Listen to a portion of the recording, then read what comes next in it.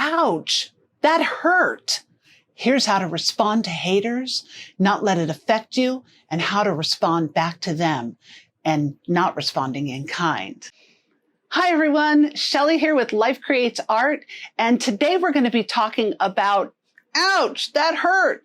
When somebody says something to you that's negative or even mean or derogatory, and ways that you can respond to those things, and perhaps not responding in kind by being mean back to them and controlling your emotions.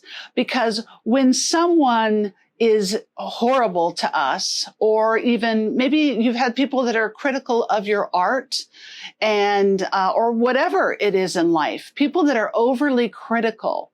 And so we're going to take a look at what's maybe going on in their minds and their hearts and their lives. But first, we're going to deal with making the decision. Number one, there's going to be 5 points here, making a decision not to react with emotion. And I'm telling you, when someone is mean or horrible to us, what happens? All of a sudden, our blood pressure goes through the roof. We see red and we want to hurt them back. But that's not the way to respond to people that are negative or speaking negative things to you, to your face, or even driving in a car and you've got some road rage going on there. It's really not a way to respond with being mean and horrible back. So making the decision not to react with emotion, that is number one. It is a decision to stop and look at what's being said and look at how the wise way would be to respond to what that person says, to sort of taking an inventory of our thoughts and our minds. And that way we're not escalating the situation, because when you respond negatively to someone who's been negative to you, all it does is escalate the situation and continues it and continues it and continues it. There's nothing good that can come out of that.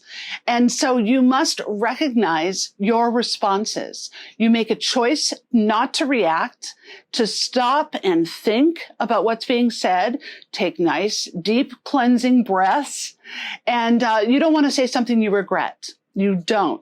And so different ways you can do that are, again, stopping, taking a breath, stepping back. If you need a couple minutes, take those, because you need to gather yourself and allow that blood pressure to come down and allow that red color to turn to a nice cool color. And so you can respond calmly.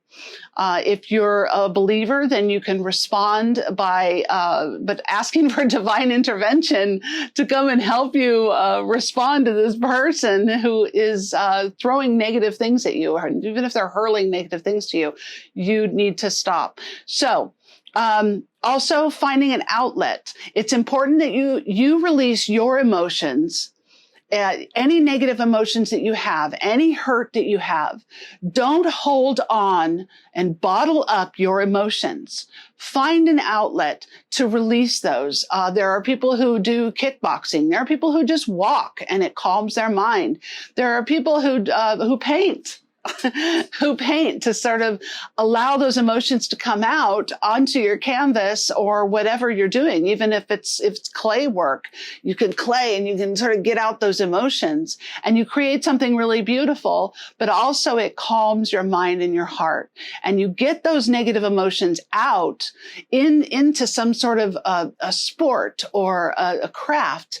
And that way, when someone reacts to you, you don't have all these bottled up emotions, because the last thing you want to do is have emotions that you've been carrying, maybe about other things that you've bottled up. And so you just become angry. And so you forcefully react to this person who has hurt you and said things to hurt you. So that's number one. So we're going to make the decision not to react with emotion. And now we come to number two. Have a little pity for the hater. You have to use a little wisdom here and understand in your moment where you step back, please look at and examine where this person has come from. Maybe they have negative emotions built up in them, and it's really not about you. And please understand, haters weren't born angry people. Nobody was born angry people. There's been something that has happened in their lives, maybe something that has happened just recently, or maybe it's bottled up emotions from a whole lifetime of pain and hurt. And they're spilling them out onto you. No one was born a hater. It's inbred in them. And yes, they have created the situation by not allowing their emotions to come out in healthy ways and recognizing how angry and bitter. You know the people, I just had somebody on the way to work, on the way to bring my son to school today, actually, where he was following me close behind. There was some construction up ahead. And so I was taking it a little bit easy. I wasn't going to just plow through the construction, but he was angry at me for not driving faster.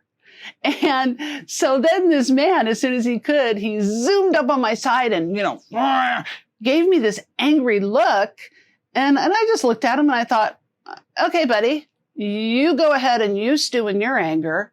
I'm going to sit here. I'm going to still be happy because I know that I'm safe. I know that my son is safe. And so you go ahead and stew. And I can just only imagine what his life must be like. And you know those people that are always so bitter and so angry. Something has gone on in their life to make them that way. And so consider that. And I know you don't have to take it from them. You don't have to be a part of their hate and their anger, but also it helps to mold your heart into being a more compassionate person when you know that these people weren't born this way. Something has made them this way. So, number one, make a decision not to react with emotion. Number two, have a little pity for the hater. Okay, number three, take responsibility for you losing your temper or for what your part is to play in this situation.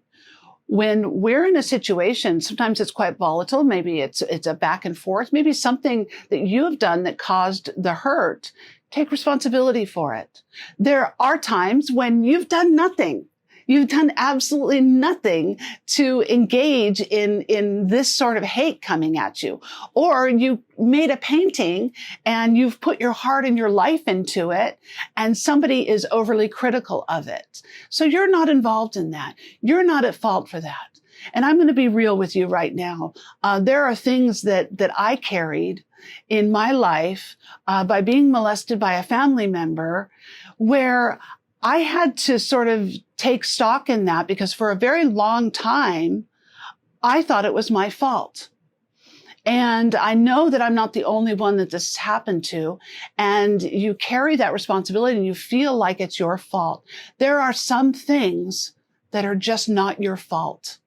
And so you have to go back to number two, look at the situation of where that other person is coming from and be wise. Don't react with emotion. But also take responsibility if you do have a part to play in whatever situation is happening there. Own up to it, apologize, be humble. And oftentimes you'll find that it switches that situation. My mom always said, let negative things roll off your back like water off a duck. And especially for the artist, you have to do that because people can be critical. Not everyone's going to like your art. You've heard me say that before. And so you have to take these things and take them either with a grain of salt, or if they have something valid to say, then you sort of take it in and you let it change you and alter your way of thinking, but have it be that thing that escalates you, not brings you down. So don't learn and put yourself down. Learn and escalate. And so again, take responsibility. If you've lost your temper, then stop. At the moment that you discover this has gone too far, I've said too much, I've said something that I am going to regret, then you have to stop. Take those nice deep breaths. Again, bring your blood pressure down and say, please forgive me. Please forgive me. The most powerful words, one of the most powerful sentences you can state to another person. Please forgive me, and be genuine about it. Number 3, take responsibility. And so now we're moving on to number 4. Be self-aware. Know that there are going to be hurts that are going to come at you in life. This is just life. And not everything goes perfectly all the time. We are beings of emotion, and we sometimes hurt each other.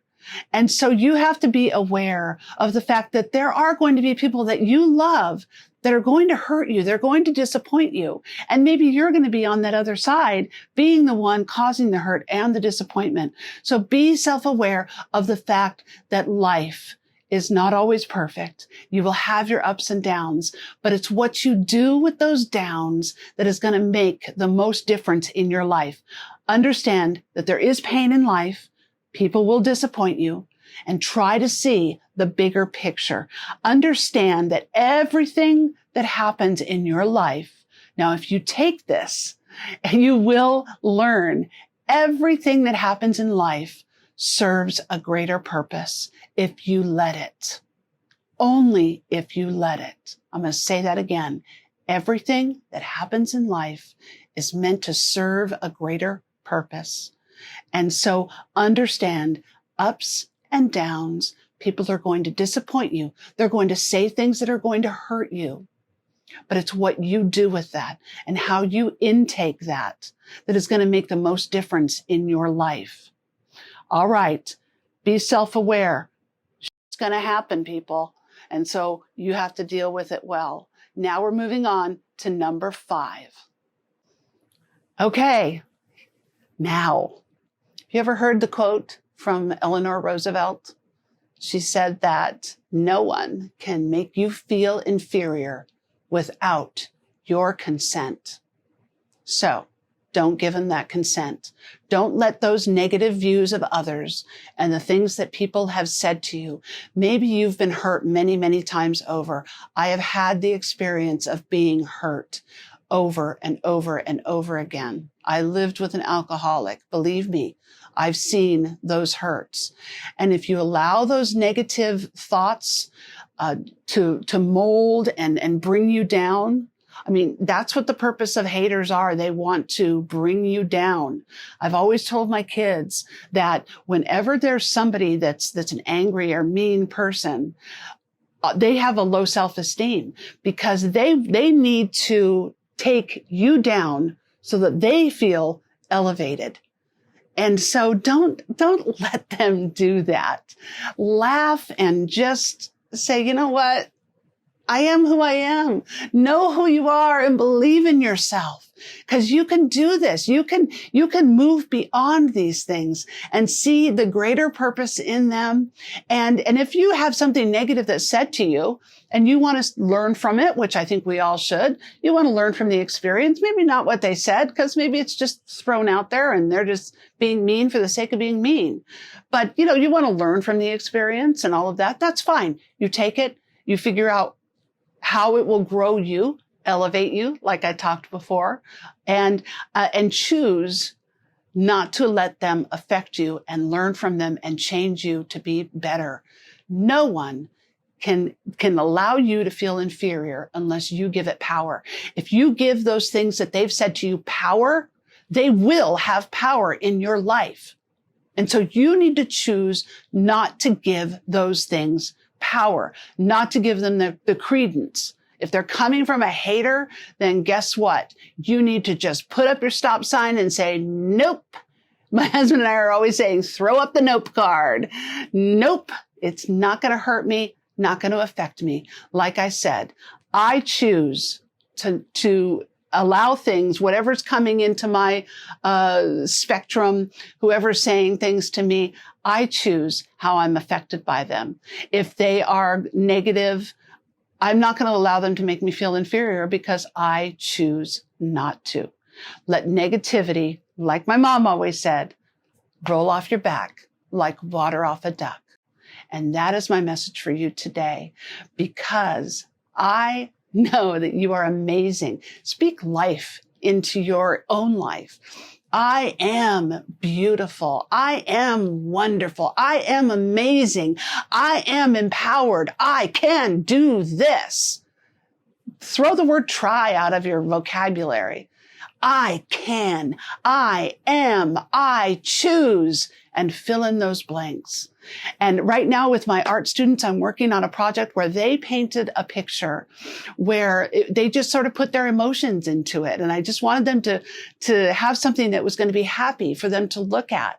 And then this next week, what we're going to be doing is we're going to be doing I choose and I am quotes, and we're just going to write them all over the canvas. And I encourage you to do that. I encourage you to do that right on your wall if you need to.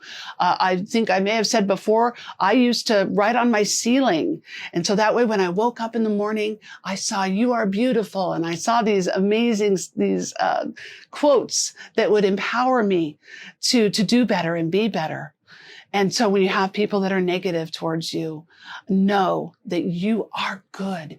You are worthy. You are powerful, and forgive yourself. Forgive yourself. And I love you, and I believe in you, and I know that you've got this crazy thing that we call life in the palm of your hand, and it's what you do with it that matters. Go make a complete and utter masterpiece of your life. So this is Shelley signing out. I love you. Please make comments below. Let me know that you're here, and let me know how this has helped you. And like and subscribe. Please share with your friends. And because I feel like I want to bring this message to a lot of people that need it. And also hit the bell so that you can get notified when other videos are coming out. Thank you so much. I love you all. Shelley signing out. Life Creates Art is by your side. Bye.